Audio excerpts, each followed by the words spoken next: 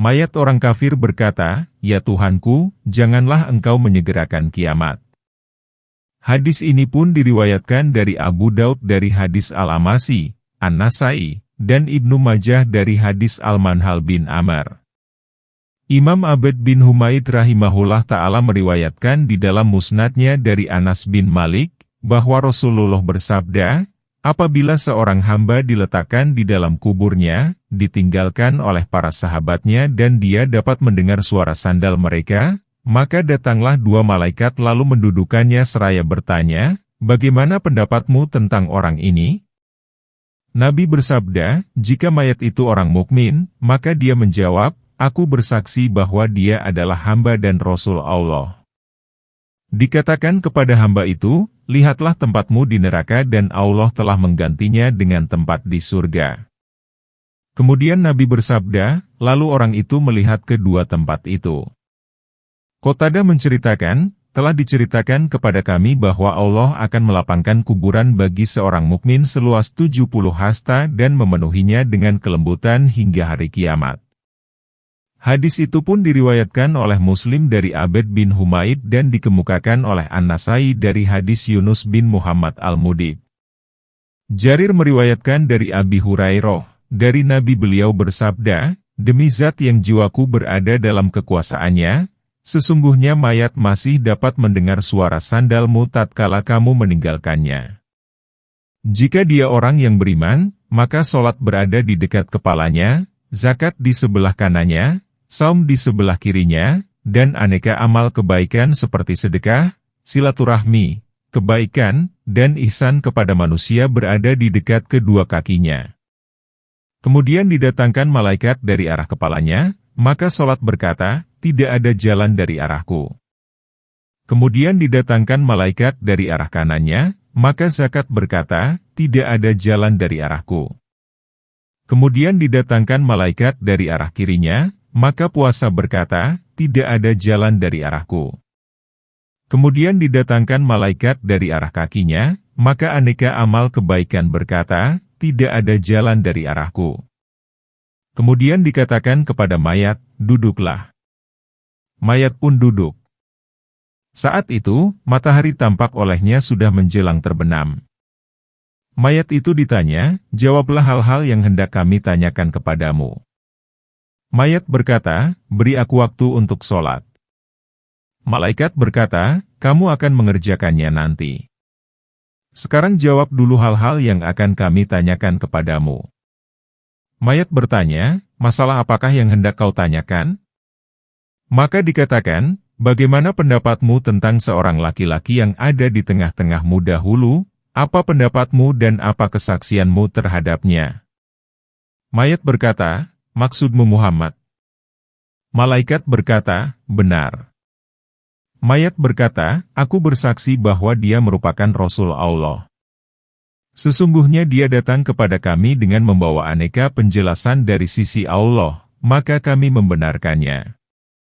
Maka dikatakan kepada mayat, 'Di atas pandangan itulah kamu hidup, mati, dan dibangkitkan. Insya Allah.' Kemudian dilapangkanlah kuburannya seluas 70 hasta dan diterangi. Dibukakan baginya sebuah pintu menuju surga, lalu dikatakan, 'Lihatlah apa yang dijanjikan oleh Allah untukmu di surga.' Maka semakin bertambahlah keinginan dan kegembiraannya. Kemudian jiwanya ditempatkan dalam tubuh yang baik, yaitu berupa burung hijau yang bergantung di pohon surga. Kemudian jasad dikembalikan kepada asal ciptaannya, yaitu tanah. Itulah yang dimaksud oleh firman Allah Ta'ala, Allah meneguhkan orang-orang yang beriman dengan perkataan yang kokoh di dalam kehidupan dunia dan di akhirat. Hadis itu pun diriwayatkan oleh Ibnu Hibban.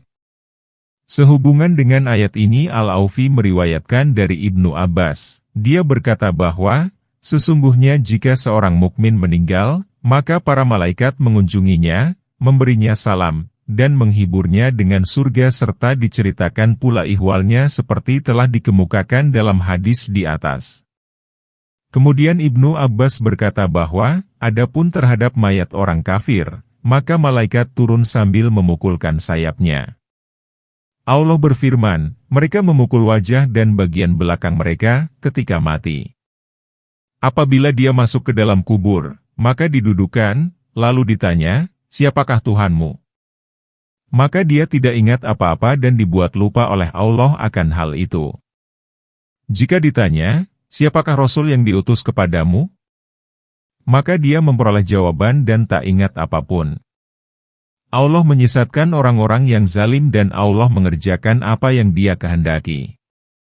Apakah kamu tidak memperhatikan orang-orang yang telah menukar nikmat Allah dengan kekafiran dan menjatuhkan kaumnya ke lembah kebinasaan? Ayat 28, yaitu Jahanam, mereka masuk ke dalamnya. Itulah seburuk-buruk tempat kediaman, ayat 29. Mereka telah menjadikan tandingan-tandingan bagi Allah agar mereka dapat menyesatkan dari jalan Allah. Katakanlah, bersenang-senanglah kamu.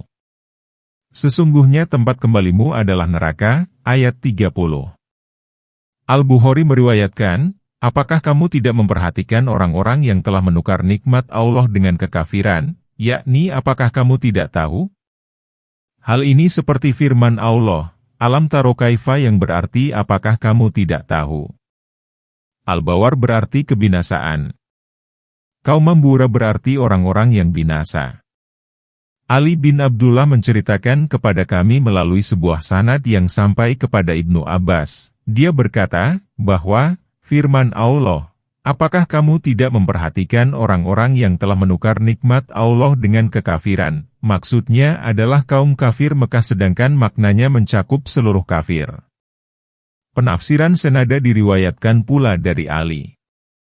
Ibnu Abi Hatim meriwayatkan dari Ibnu Abi Husain, dia berkata bahwa, Ali bin Abi Thalib berdiri, kemudian berkata, ketahuilah, adakah seseorang yang akan bertanya kepadaku tentang Al-Quran? Demi Allah, jika hari ini aku mengetahui ada seseorang yang lebih mengetahui Al-Quran daripada aku, walaupun dia berada di dasar samudera, niscaya akan kudatangi. Maka Abdullah bin Al-Kawa bangkit kemudian berkata, siapakah orang yang telah menukar nikmat Allah dengan kekafiran dan menjatuhkan kaumnya ke lembah kebinasaan? Maka Ali berkata, mereka adalah kaum musyrikin Quraisy. Allah telah memberi mereka nikmat iman, kemudian mereka mengganti nikmat Allah itu dengan kekafiran serta menjerumuskan kaumnya ke lembah kebinasaan. Mujahid, Said bin Jabir, A'ad-Dahak, Qatadah, dan Ibnu Ziyad berkata bahwa mereka adalah kaum kafir Quraisy. Mereka telah dibunuh dalam peristiwa Badar. Hal senada diriwayatkan pula oleh Malik dalam tafsirnya dari Nafi, dari Ibnu Umar. Firman Allah Ta'ala, mereka telah menjadikan tandingan-tandingan bagi Allah agar mereka dapat menyesatkan dari jalan Allah. Yakni, mereka membuat sekutu-sekutu bagi Allah. Mereka menyembahnya bersama Allah. Mereka mengajak manusia kepada hal itu. Kemudian Allah berfirman guna mengencam mereka melalui lisan Nabi, katakanlah, bersenang-senanglah kamu. Sesungguhnya tempat kembalimu adalah neraka. Yakni, tempat kembalimu ke neraka. Hal ini senada dengan firman Allah Ta'ala, kami memberi mereka kesenangan sebentar, kemudian kami menyeret mereka kepada azab yang keras. Katakanlah kepada hamba-hambaku yang telah beriman, hendaklah mereka mendirikan sholat dan menafkahkan sebagian rezeki yang telah kami anugerahkan kepada mereka baik secara sembunyi-sembunyi maupun terang-terangan sebelum datang hari yang padanya tidak ada jual beli dan persahabatan. Ayat 31.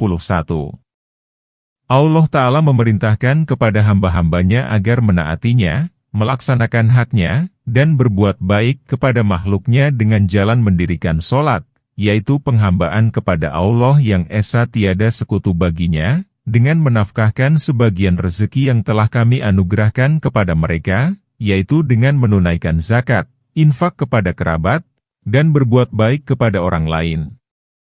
Yang dimaksud dengan mendirikan sholat ialah menjaga sholat dalam hal waktu, ketentuan, ruku, sujud, dan khusyunya, dan dengan berinfak baik secara sembunyi-sembunyi maupun terang-terangan. Hal itu untuk menyelamatkan diri mereka sendiri, sebelum datang hari, yaitu hari kiamat, yang padanya tidak ada jual beli dan persahabatan, dan tidak akan diterima dari seorang pun tebusan dengan jalan membeli dirinya sendiri. Firman Allah, tiada persahabatan, maksudnya bahwa pada hari itu tiada kebaikan teman sehingga dia memperoleh pengampunan dari hukuman yang wajib dilaksanakan olehnya. Yang ada di sana adalah keadilan. Maksudnya ialah bahwa tidak berguna bagi seorang pun pembelian dan penebusan, tidak berguna pula persahabatan dengan seseorang dan pertolongannya jika dia bertemu dengan Allah dalam keadaan kafir.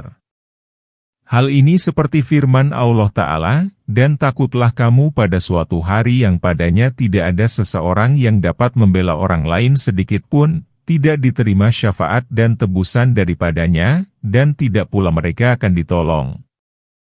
Allah lah yang telah menciptakan langit dan bumi, dan menurunkan air hujan dari langit. Kemudian Dia mengeluarkan dengan air hujan itu berbagai buah-buahan sebagai rezeki untukmu. Dia telah menaklukkan bagimu bahtera supaya ia berlayar di samudra dengan perintahnya. Dan Dia telah menundukkan bagimu sungai-sungai, ayat 32. Dan Dia telah menaklukkan bagimu matahari dan bulan yang terus-menerus beredar. Dan Dia telah menaklukkan bagimu malam dan siang, ayat 33. Dan Dia telah memberikan kepadamu dari segala apa yang kamu mohonkan. Dan jika kamu menghitung-hitung nikmat Allah, tidaklah dapat kamu menghinggakannya. Sesungguhnya manusia itu benar-benar sangat zalim dan sangat kufur. Ayat 34. Allah Ta'ala menyebutkan satu persatu nikmat-Nya yang telah dianugerahkan kepada makhluk-Nya. Dia telah menciptakan bagi mereka 7 petala langit sebagai atap yang terpelihara, menjadikan bumi sebagai hamparan, menurunkan air hujan dari langit. Kemudian Dia mengeluarkan dengan air hujan itu berbagai buah-buahan sebagai rezeki untukmu. Buah dan palawija itu berbeda-beda rupa, bentuk, rasa, bau, dan manfaatnya. Penggalan ini seperti firman Allah Ta'ala, dan Dia menurunkan dari langit air, maka dengan air itu Dia mengeluarkan pasangan-pasangan dari beraneka macam tumbuhan. Dalam rangka penyebutan nikmat itu, Allah berfirman, Dia telah menaklukkan bagimu bahtera supaya ia berlayar di samudra dengan perintahnya. Dan Dia telah menundukkan bagimu sungai-sungai. Yakni, Dia telah menaklukkan bagimu bahtera dengan menjadikannya mengambang di atas arus air laut. Ia berlayar di atasnya dengan perintah Allah. Dia menaklukkan samudra agar dapat dilayari bahtera supaya para musafir dapat melintasinya dari satu daerah ke daerah lain guna membawa atau mengirim harta benda dan barang dagangan. Dia menaklukkan sungai-sungai yang membelah bumi dari satu daerah ke daerah lain sebagai rezeki bagi para hamba. Mereka dapat menjadikannya sebagai air minum, untuk menyiram tanaman, serta manfaat lainnya. Dan Dia telah menaklukkan bagimu matahari dan bulan yang terus-menerus beredar, dan berjalan tiada henti baik malam maupun siang. Dan Dia telah menaklukkan bagimu malam dan siang. Yakni menjadikan malam dan siang itu datang silih berganti. Kadang-kadang malam mengambil bagian siang sehingga malam pun menjadi panjang dan siang mengambil bagian malam sehingga siang menjadi panjang dan malam menjadi pendek. Penggalan ini seperti firman Allah Ta'ala, Dia memasukkan malam ke dalam siang dan memasukkan siang ke dalam malam, Dia menaklukkan matahari dan bulan. Masing-masing berjalan untuk batas waktu yang ditentukan. Ketahuilah, Dia adalah yang Maha Perkasa lagi Maha Pengampun. Firman Allah Ta'ala, dan Dia telah memberikan kepadamu dari segala apa yang kamu mohonkan. Dia telah menyediakan bagimu apa yang kamu butuhkan dalam segala tindak tandukmu, apa yang kamu pinta dengan ucapan maupun tindakan. Firman Allah Ta'ala, dan jika kamu menghitung-hitung nikmat Allah, tidaklah dapat kamu menghinggakannya. Allah Ta'ala memberitahukan bahwa hamba sama sekali tidak akan mampu menghitung jumlah nikmat, apalagi mensyukurinya. Talak bin Habib, semoga Allah merahmatinya, berkata bahwa, Sesungguhnya hak Allah yang harus diberikan oleh hamba terlalu berat untuk dikerjakan dan sesungguhnya nikmat Allah itu terlalu banyak untuk dapat dihitung oleh hamba. Namun, jadilah kamu sebagai orang-orang yang bertobat pagi dan siang. Dalam Sahih Bukhari dikatakan bahwa Rasulullah bersabda, "Ya Allah, kepunyaan Engkaulah segala puji yang tidak pernah mencukupi, tidak tersisa, dan tidak pernah terabaikan, wahai Tuhan kami." Hadis Bukhari. Dan ketika Ibrahim berkata, "Ya Tuhanku, jadikanlah negeri ini negeri yang aman dan jauhkanlah aku dan keturunanku dari penyembahan terhadap berhala." Ayat 35. Ya Tuhanku, sesungguhnya berhala-berhala itu telah menyesatkan banyak manusia. Barang siapa yang mengikutiku, maka sesungguhnya dia termasuk golonganku. Dan barang siapa yang mendurhakai aku, maka sesungguhnya Engkau Maha Pengampun lagi Maha Penyayang. Ayat 36. Allah Ta'ala berfirman, dan ketika Ibrahim berkata, "Ya Tuhanku, jadikanlah negeri ini negeri yang aman."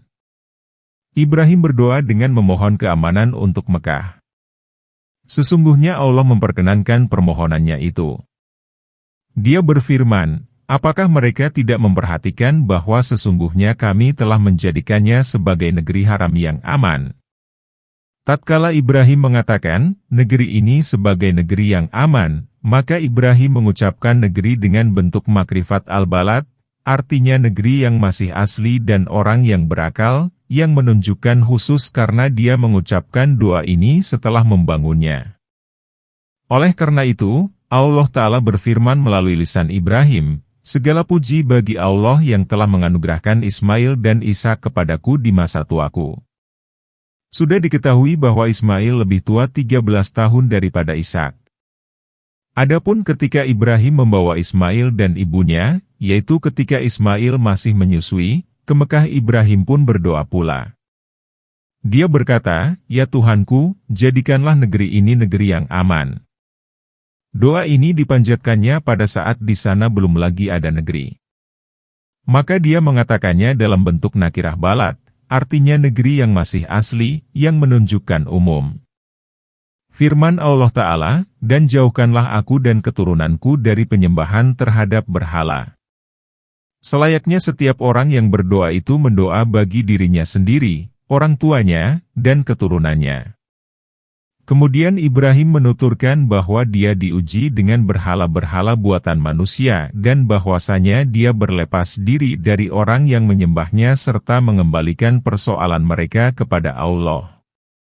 Maka dia berkata, "Ya Tuhanku, sesungguhnya berhala-berhala itu telah menyesatkan banyak manusia. Barang siapa yang mengikutiku, maka sesungguhnya dia termasuk golonganku. Dan barang siapa yang mendurhakai aku, maka sesungguhnya Engkau Maha Pengampun lagi Maha Penyayang." Yakni, jika Allah berkehendak, maka Dia menyiksa mereka dan jika Dia berkehendak, maka Dia mengampuni mereka. Hal ini seperti perkataan Isa, "Jika Engkau mengazab mereka, maka sesungguhnya mereka adalah hamba-hambamu dan jika Engkau mengampuni mereka, maka sesungguhnya Engkau Maha Perkasa lagi Maha Bijaksana." Doa ini tidaklah menolak kehendak Allah dan tidak pula melampaui terjadinya kehendak itu. Abdullah bin Wahab meriwayatkan dari Abdullah bin Amr, sesungguhnya Rasulullah membaca ucapan Ibrahim, "Ya Tuhanku, sesungguhnya berhala-berhala itu banyak menyesatkan manusia," dan membaca ucapan Isa, "Apabila Engkau mengazab mereka, maka sesungguhnya mereka adalah hamba-hambamu." Kemudian beliau mengangkat kedua tangannya, lalu berkata, "Ya Allah, umatku. Ya Allah, umatku. Ya Allah, umatku." Kemudian beliau menangis. Allah berfirman, "Hai Jibril, temuilah Muhammad, dan Tuhanmu Maha Mengetahui, dan tanyakanlah mengapa dia menangis." Maka Jibril menemuinya dan bertanya kepadanya. Kemudian Rasulullah memberitahu Jibril. Lalu Allah berfirman, "Pergilah ke Muhammad dan katakanlah kepadanya, sesungguhnya kami akan meridhokan kamu tentang umatmu dan kami tidak akan mengecewakanmu. Ya Tuhan kami, sesungguhnya aku telah menempatkan sebagian keturunanku di lembah yang tidak mempunyai tanam-tanaman di dekat rumah Engkau yang dihormati. Ya Tuhan kami, agar mereka mendirikan sholat. Maka jadikanlah sebagian hati manusia cenderung kepada mereka dan beri rezekilah dari buah-buahan. Mudah-mudahan mereka bersyukur. Ayat 37. Ayat ini menunjukkan bahwa ia merupakan doa kedua setelah doa pertama, yang terdapat dalam surat Al-Baqarah ayat 126, yaitu doa yang dipanjatkan setelah dia meninggalkan Hajar dan anaknya. Doa dalam surat Al-Baqarah itu dilakukan sebelum membangun Ka'bah. Sedangkan doa pada ayat 37 ini dilakukan setelah membangun Baitullah. Doa ini untuk menegaskan dan karena rasa gemar kepada Allah Azza wa Jalla. Oleh karena itu, dia berkata, di dekat rumahmu yang dihormati. Ucapan Ibrahim, ya Tuhan kami, agar mereka mendirikan sholat. Ibnu Jarir berkata bahwa, penggalan ini berkaitan dengan firman Allah, yang dihormati. Yakni, sesungguhnya engkau menjadikannya dihormati agar penghuninya dapat mendirikan sholat di sisinya. Maka jadikanlah sebagian hati manusia cenderung kepada mereka. Kata, sebagian manusia, dikhususkan kepada kaum muslimin.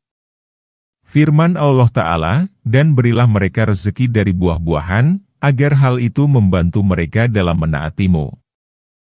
Sesungguhnya Allah pun memenuhi permohonan ini, sebagaimana Allah Ta'ala berfirman, dan apakah kami tidak meneguhkan kedudukan mereka dalam haram yang aman yang didatangkan ke tempat itu buah-buahan segala macam sebagai rezeki dari sisi kami, Surat Al-Qasas, ayat 57. Hal ini merupakan bagian dari kasih sayang, kemurahan, dan rahmat Allah Ta'ala. Sesungguhnya di negeri Mekah tidak terdapat pohon buah. Buah itu didatangkan dari daerah sekitar Mekah sebagai pemenuhan terhadap doa Al-Halil.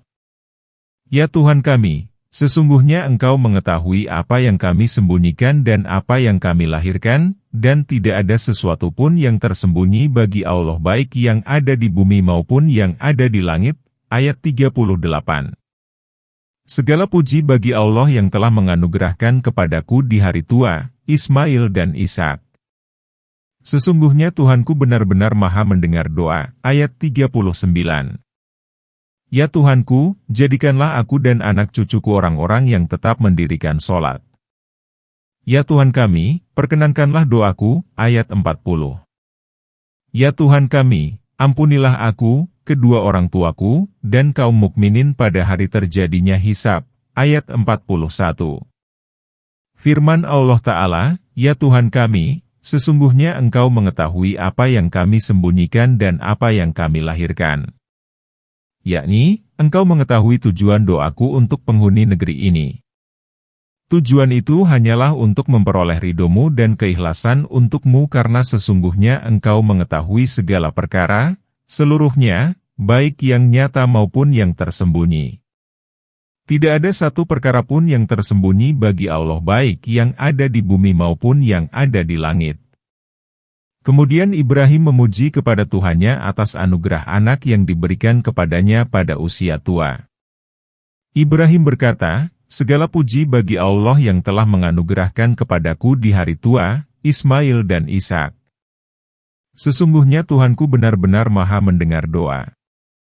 Sesungguhnya Dia memenuhi permohonan orang yang berdoa kepadanya. Sesungguhnya Dia pun telah memenuhi permohonanku, yaitu anak.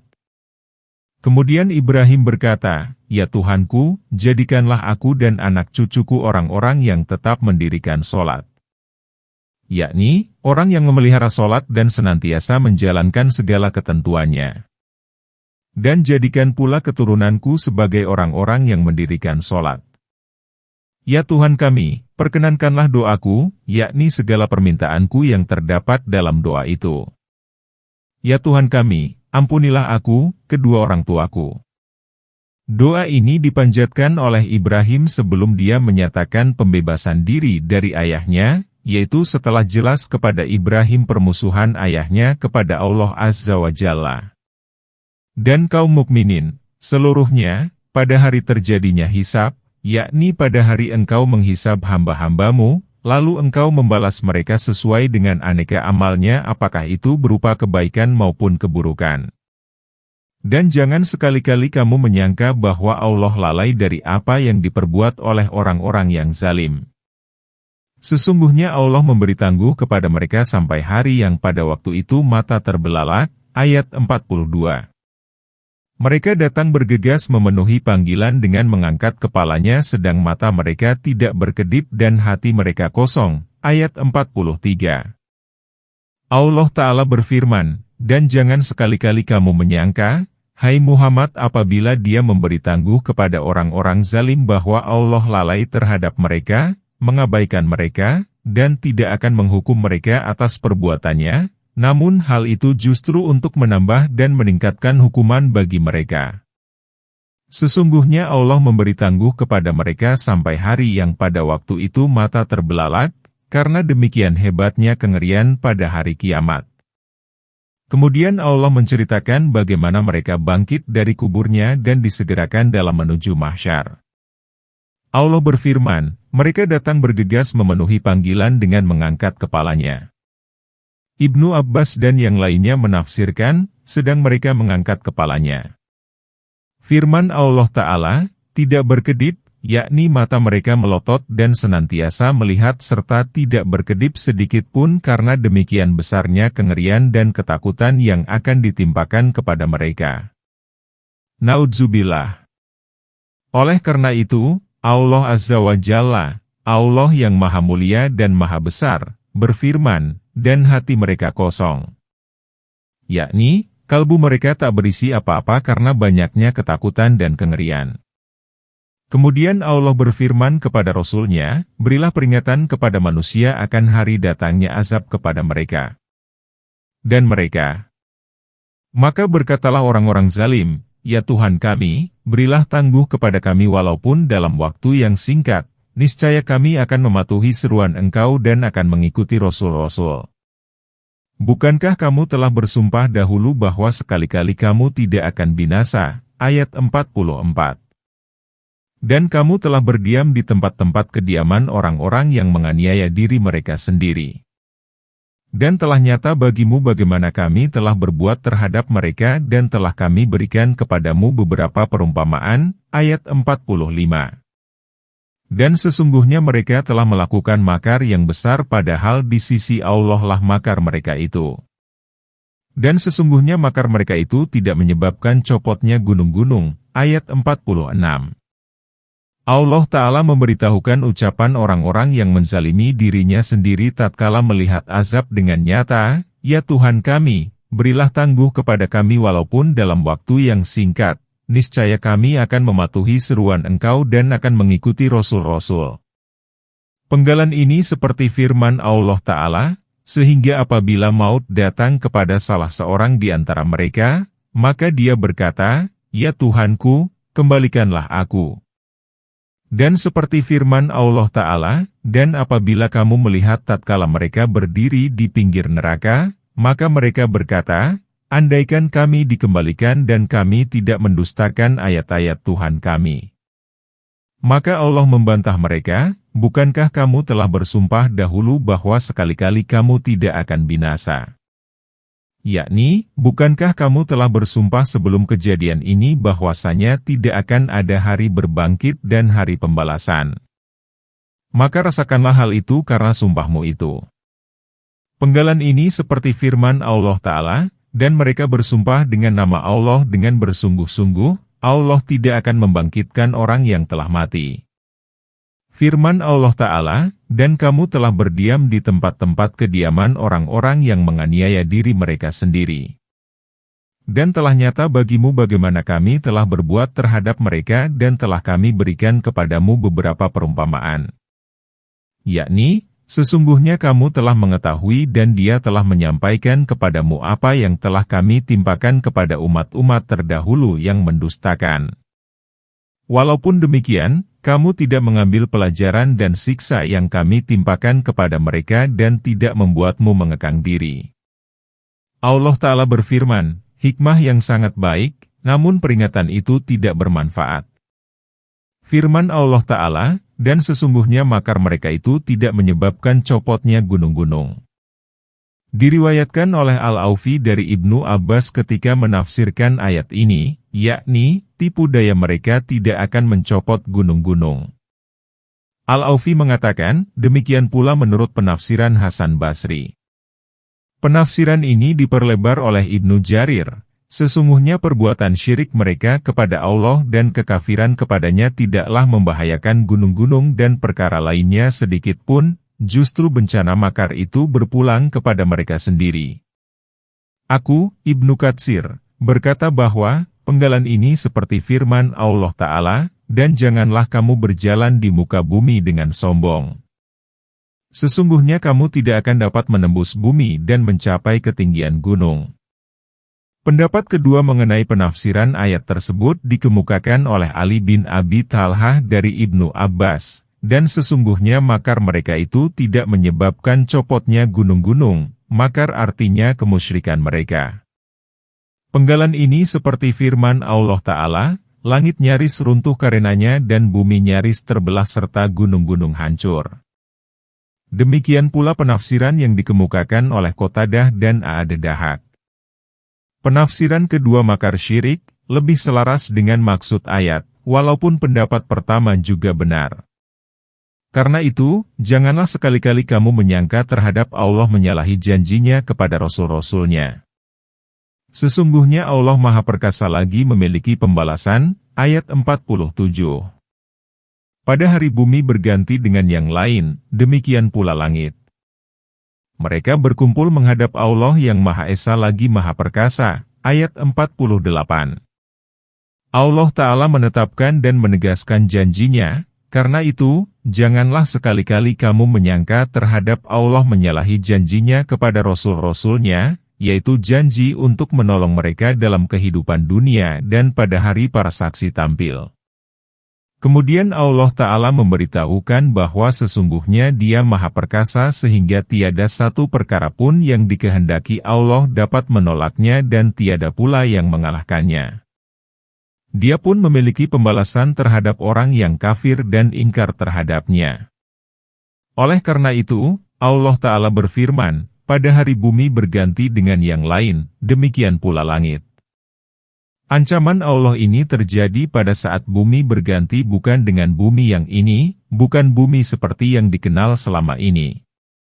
Hal ini ditegaskan di dalam Syahihain pada hadis Abi Hazim dari Sahal bin Sa'ad, dia berkata bahwa, Rasulullah bersabda, pada hari kiamat manusia dikumpulkan di atas bumi yang tanahnya putih seperti sarang lebah yang masih bersih. Pada hari itu seseorang tidak memiliki tanda. Imam Ahmad meriwayatkan bahwa Aisyah berkata, aku adalah orang pertama yang menanyakan kepada Rasulullah soal ayat ini, pada hari ini bumi berganti dengan yang lain, demikian pula langit. Aku bertanya, wahai Rasulullah, di manakah manusia pada saat itu? Rasulullah menjawab, di atas jembatan, hadis Ahmad, Muslim, Bukhari, dan Tirmizi. Hadis ini diriwayatkan oleh Muslim saja tanpa Bukhari, dan diriwayatkan oleh Tirmizi serta dihasankan dan disahihkan olehnya. Juga diriwayatkan oleh Ibnu Majah. Ahmad juga meriwayatkan dari Aisyah. Aisyah bertanya kepada Rasulullah soal ayat ini, pada hari ini bumi berganti dengan yang lain, demikian pula langit. Aku bertanya, wahai Rasulullah, di manakah manusia pada hari itu? Rasulullah menjawab, engkau telah menanyakan kepadaku mengenai suatu perkara yang belum pernah ditanyakan oleh seorang di antara umatku. Manusia pada hari itu berada di atas jembatan, hadis Ahmad. Dalam hadis mengenai sangkakala yang terkenal itu, yakni yang diriwayatkan dari Abi Hurairah, dari Nabi bahwasanya beliau bersabda, Allah mengganti bumi dengan yang lainnya dan langit-langit. Kemudian dia membentangkan dan merentangkannya seperti merentangkan kulit yang tidak lebar. Kamu tidak melihat sedikitpun padanya tempat yang rendah dan yang tinggi. Kemudian Allah membentak makhluk dengan keras. Tiba-tiba mereka telah berada dalam tempat yang berganti itu. Firman Allah Ta'ala, mereka berkumpul menghadap Allah, yakni seluruh makhluk keluar dari kuburnya menuju Allah, yang Maha Esa lagi Maha Perkasa, yakni zat yang mendominasi segala perkara dan mengalahkannya. Kepala tertunduk dan kalbu pun merendah kepadanya. Dan kamu akan melihat orang-orang jahat pada hari itu diikat bersama-sama dengan belenggu, ayat 49.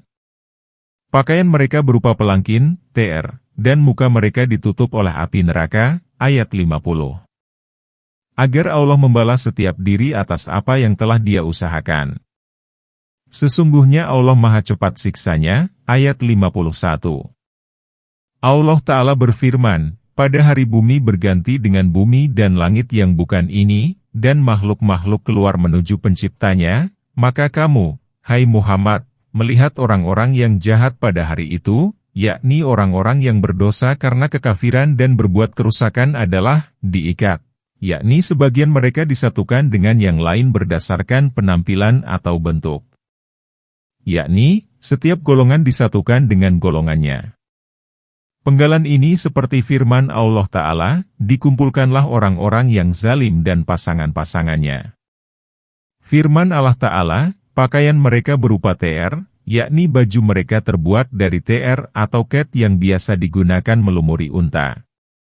Ibnu Abbas mengartikan gatiran dengan tembaga yang dihancurkan.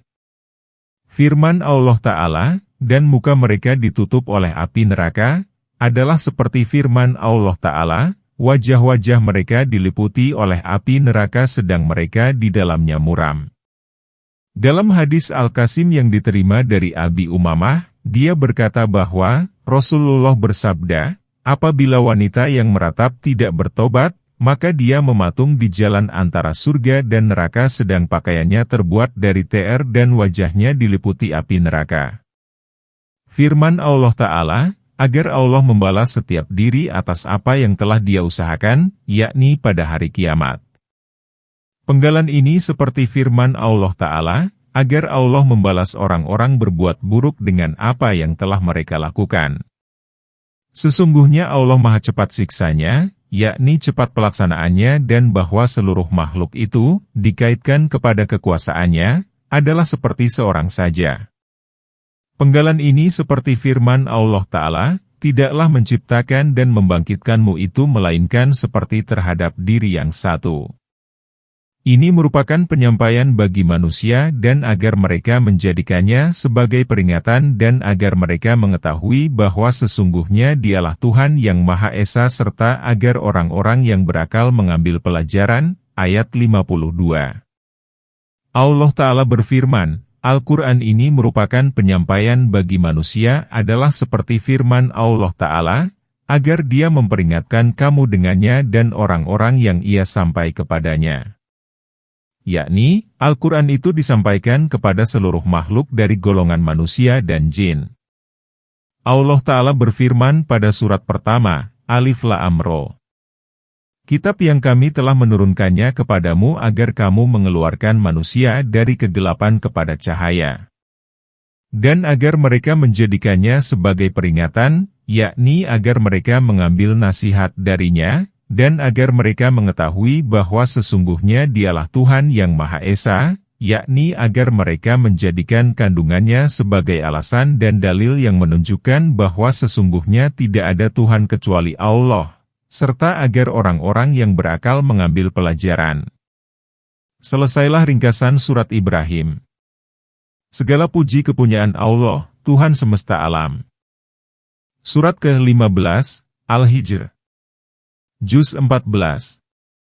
Ia terdiri atas 99 ayat dan merupakan surat Makkiyah kecuali ayat 87, yang termasuk surat Madaniyah. Surat ini diturunkan setelah surat Yusuf. Dengan nama Allah yang Maha Pemurah lagi Maha Pengasih. Alif Lam Ra. Inilah ayat-ayat Alkitab dan Quran yang menjelaskan, ayat 1.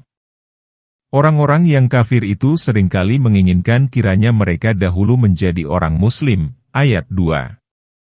Biarkanlah mereka makan, menikmati kesenangan, dan dilalaikan oleh angan-angan. Kelak mereka akan mengetahui, ayat 3. Pembicaraan mengenai huruf-huruf yang terputus-putus telah dikemukakan pada awal surat. Firman Allah Ta'ala, orang-orang yang kafir itu seringkali menginginkan, memberitahukan bahwa mereka akan menyesali kekafiran yang dahulu dilakukannya dan mereka berangan-angan andaikan mereka di dunia sebagai orang muslim. As-Sidi mengutip di dalam tafsirnya melalui sanadnya yang masyhur dari Ibnu Abbas dan Ibnu Mas'ud serta sahabat lain selain keduanya, demikian, tatkala kaum kafir Quraisy dihadapkan ke neraka, mereka berangan-angan andaikan dahulu mereka sebagai muslim. Pendapat lain mengatakan, ayat itu bermaksud menyatakan bahwa setiap orang kafir menginginkan menjadi muslim pada saat sakaratul maut. Pendapat lain mengatakan, ayat ini memberitahukan ihwal hari kiamat, seperti halnya firman Allah Ta'ala, dan apabila kamu melihat tatkala mereka berdiri di tepi neraka, maka mereka berkata, alangkah inginnya kami dikembalikan dan kami tidak akan mendustakan ayat-ayat Tuhan kami serta kami menjadi orang-orang yang beriman. Ibnu Jarir berkata bahwa, Ibnu Abbas dan Anas bin Malik mentakwilkan ayat itu dengan, pada saat Allah menahan kaum muslimin yang melakukan kesalahan bersama kaum musyrikin di dalam neraka, maka kaum musyrikin berkata kepada mereka, tidaklah berguna apa yang kamu sembah ketika di dunia.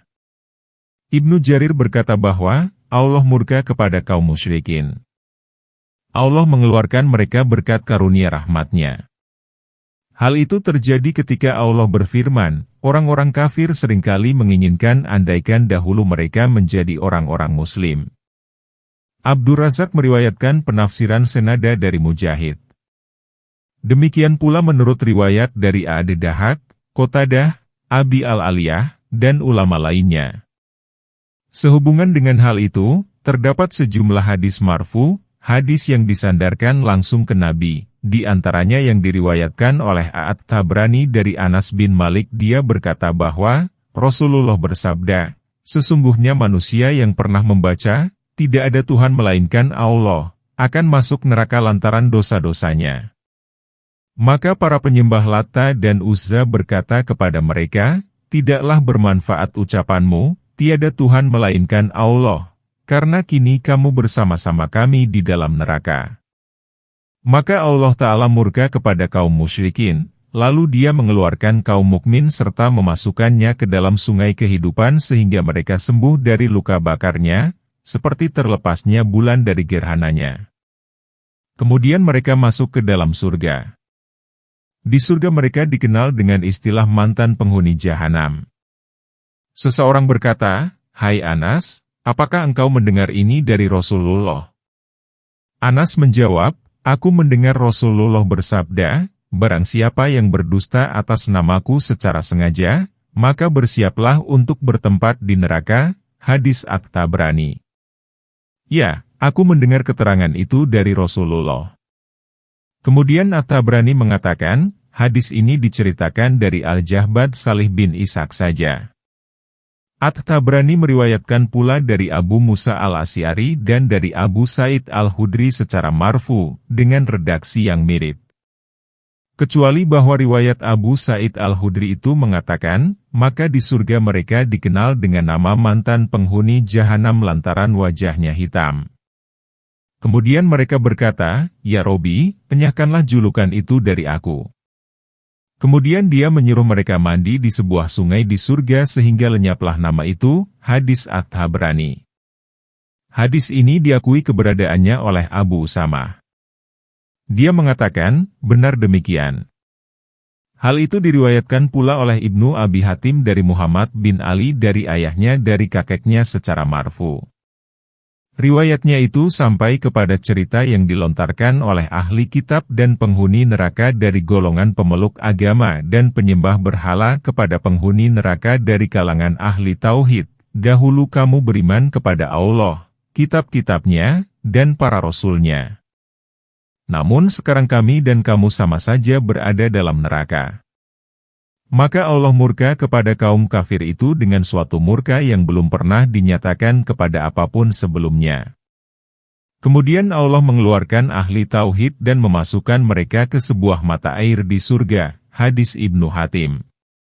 Pada saat itulah kaum kafir berkata, orang-orang kafir itu seringkali menginginkan kiranya dahulu mereka menjadi orang-orang Muslim.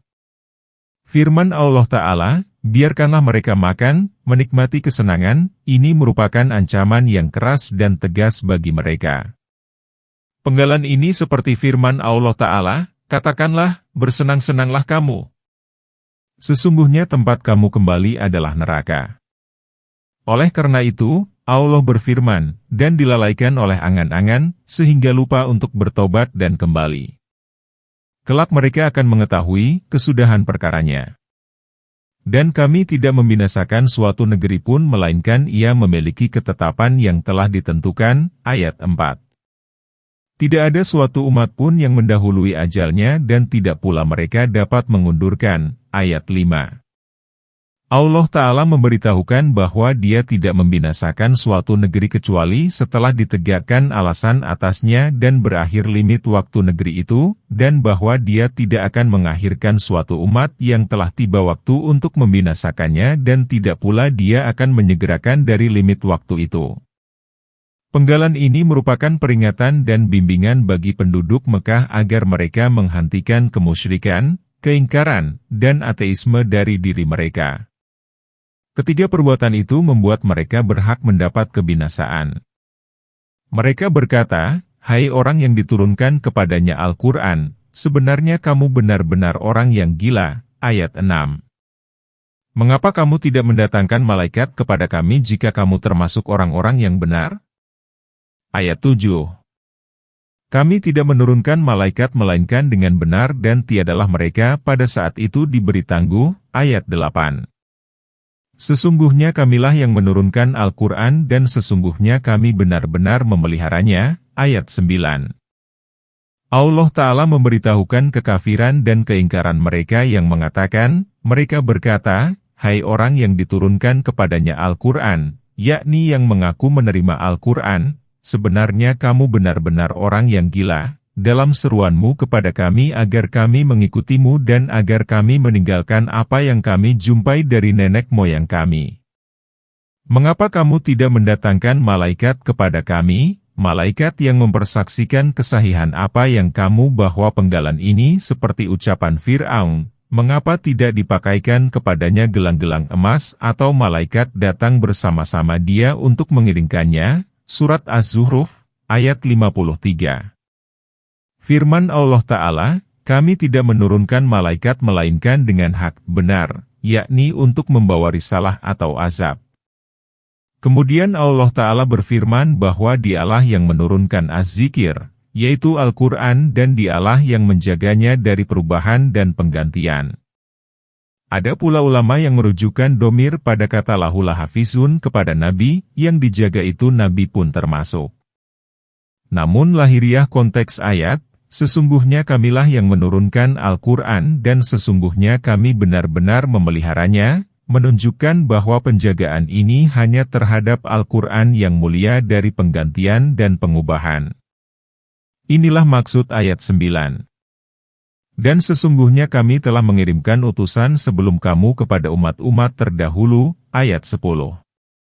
Dan tidak datang seorang Rasul pun kepada mereka melainkan mereka selalu memperolok-olokannya, ayat 11. Demikianlah kami merasukannya ke dalam hati orang-orang yang berdosa, ayat 12. Mereka tidak beriman kepadanya. Sesungguhnya telah berlalu sunnah orang-orang terdahulu, ayat 13. Allah Ta'ala menghibur Rasulullah yang telah didustakan oleh kaum kafir Quraisy. Hiburan itu ialah bahwa sesungguhnya dia telah mengirimkan utusan sebelum dia mengutus kepada umat-umat terdahulu. Dan bahwasanya tidaklah datang seorang Rasul pun kepada suatu umat melainkan mereka selalu mendustakan dan memperolok-olokannya. Kemudian Allah Ta'ala memberitahukan bahwa dia merasukan pendustaan itu ke dalam hati orang-orang yang berdosa, yaitu orang-orang yang ingkar dan tinggi hati sehingga tidak mau mengikuti jalan petunjuk. Anas dan Hasan Basri berkata, demikianlah kami merasukannya, yakni merasukan kemusyrikan.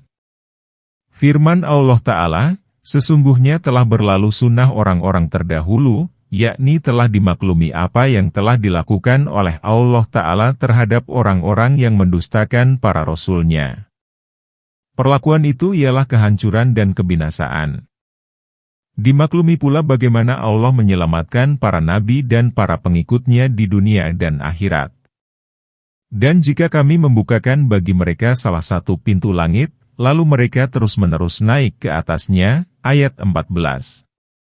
Tentulah mereka berkata, sesungguhnya pandangan kamilah yang dikaburkan bahkan kami merupakan orang-orang yang disihir, ayat 15.